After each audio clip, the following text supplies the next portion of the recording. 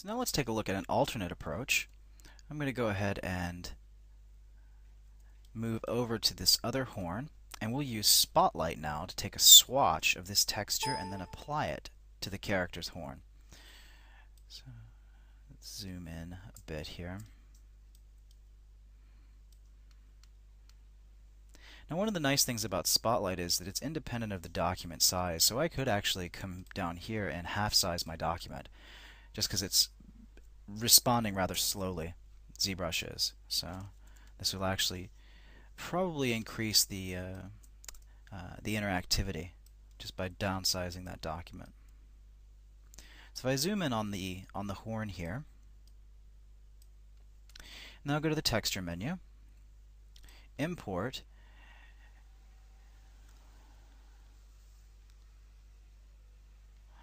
go into my reader files here, horn reference, and there is a swatch JPEG. And I'll just click this Add to Spotlight. And when I click Add to Spotlight, it's going to invoke the Spotlight tool, which looks like this ring right here. You can see that I've got my photo reference sitting on top. I'm going to turn off the light box so it's not in the way. Now, each of these icons going around the circle is a different function. Here I have scale. Here I have rotate. So I've now rotated and scaled that reference. If I click the orange circle, I can move the spotlight around, the actual tools. If I click in the center of the big circle, or if I click in the big circle, I can move the image around. You can adjust your opacity by clicking and dragging on that so you can see the object through. And there's also this option here, which is kind of a nudge or a warp tool, which allows me, actually let me move the spotlight itself out of the way. Go to my nudge brush here.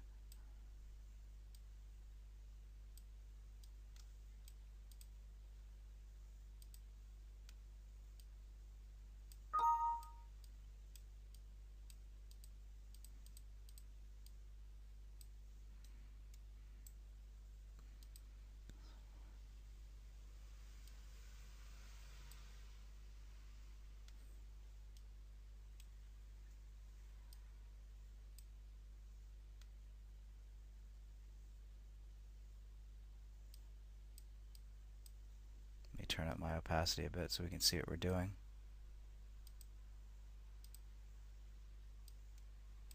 You can see that the nudge brush is actually nudging the photo reference around. Definitely, let's just turn that up all the way so you can really see it.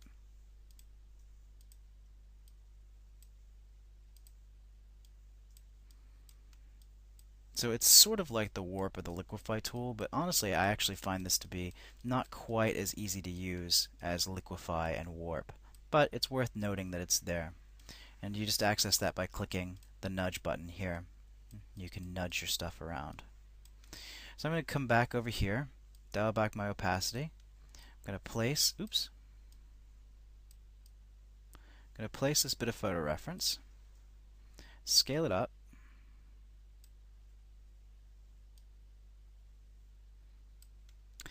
now I can adjust my spotlight radius here, and that you can kind of see right here as I adjust that. That's going to tell what the radius of the projection brush is going to be.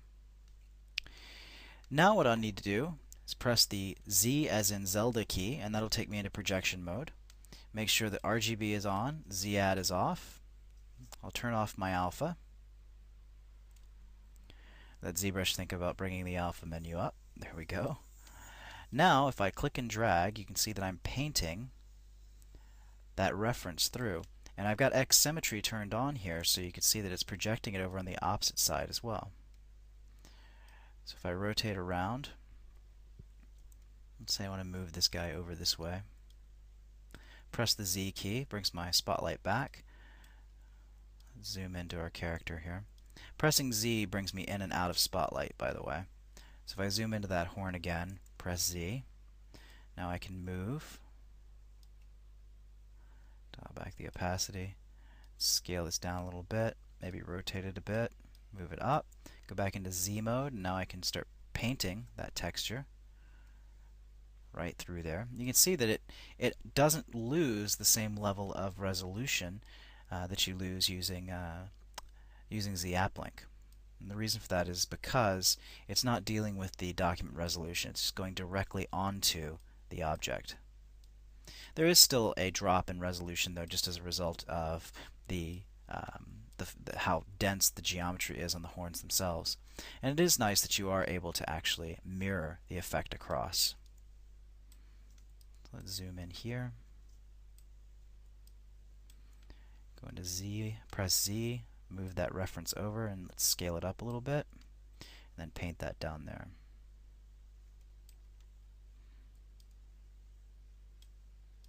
So move over to the back side now. Press Z. Scale that down a bit. Rotate it. Place it. Press Z. And then I can paint right through it. And it's mirroring across the opposite side. It's really convenient like that. Move that over. Actually, let's zoom in a bit. Scale that up.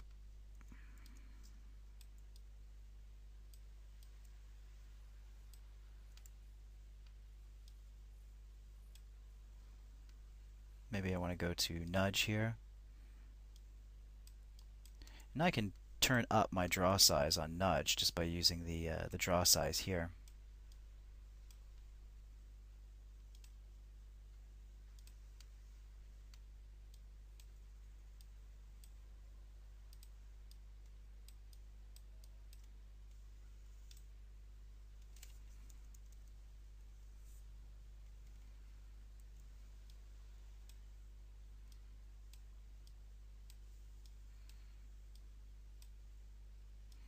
Add just a little bit of curvature to it.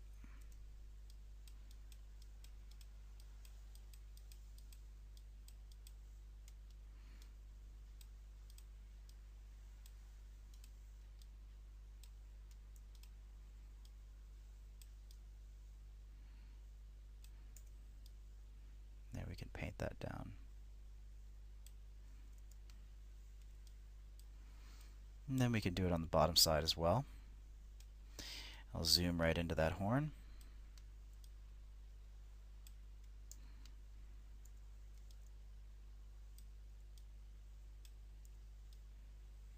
One nice thing too about this is that you actually don't have to be looking straight down on the object because it's mirroring it across. You can paint this texture in at an angle. You don't have to project straight down like you tend to have to do using ZAppLink. There we go.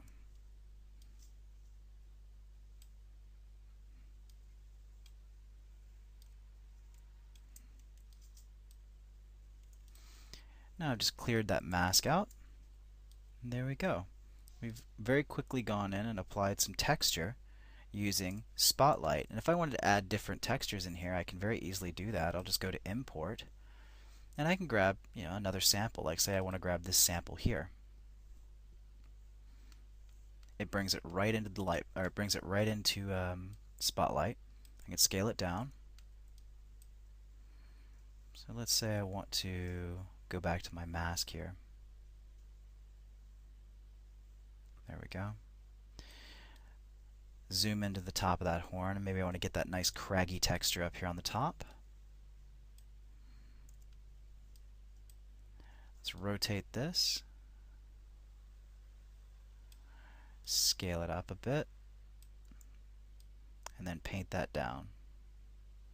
There you go. You get that texture right on there. Might scale that down a little bit actually. Dial my draw size down. And we'll paint it in like that.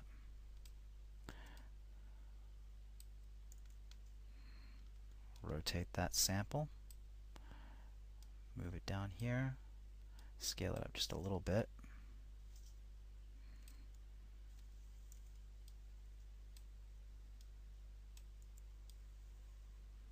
There you go.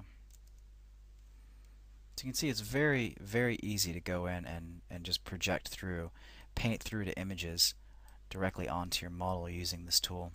I still feel like it's going to require some more manual painting and cleanup though, just to get the best possible result. Move this over. rotate it a bit, scale it up, and we'll fill this little area right here.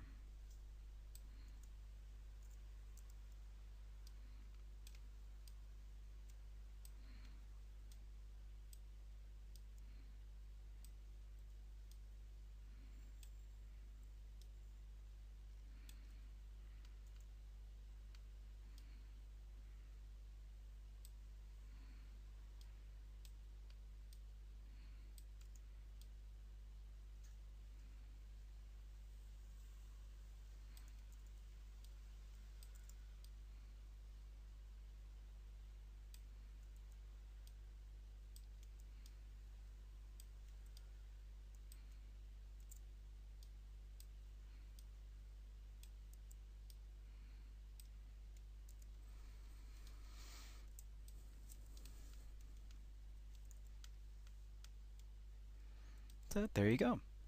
That is the short introduction to Spotlight to project photo reference. Press Z again to bring Spotlight back.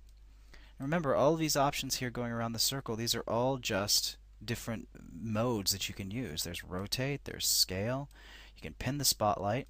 Remember, this changes the radius of your projection brush when you press Z to go into projection mode.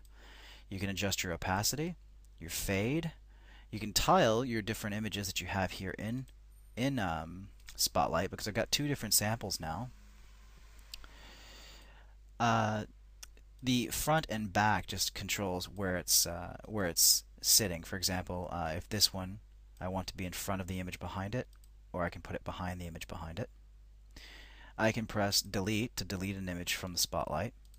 And you can actually flip things horizontally here. If I select this image right here, I can flip it horizontally, flip it vertically. You can tile images too. If I select this option here, Tile H, this really works nicely when you're using an actual tileable texture. You can also tile vertically. And then we've looked at the grid, or the nudge brush. There's a clone stamp, as well as a selection of painting brushes here as well. But the main thing that I use Spotlight for is doing texture projections like I just showed you. And anything that you can load into Photoshop, or anything you can load into ZBrush, any image you can load into ZBrush, you can use as a texture projection in Spotlight.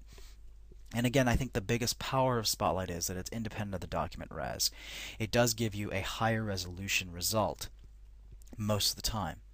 The drawback, though, is I don't think the tools are necessarily as powerful as those in ZBrush. That's why I think it's important to learn both of them so you can leverage their strengths against each other. You can use ZBrush when you really need to go in and tweak an image. You can use Spotlight to do the high-res final detailing on something.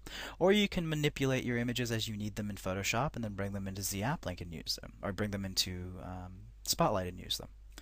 So that covers using ZBrush and using Spotlight together. So you've really got a nice overview of two major tools in the texturing arsenal. So now we're going to move on and we're going to pull everything together and just start doing some final details in this character and really make that texture map come together. Add some contour shading, add a little bit of freckling and irregularity, and then we'll look at how to bake that texture out into a map that we can export and render outside of ZBrush. So let's go ahead and take a look.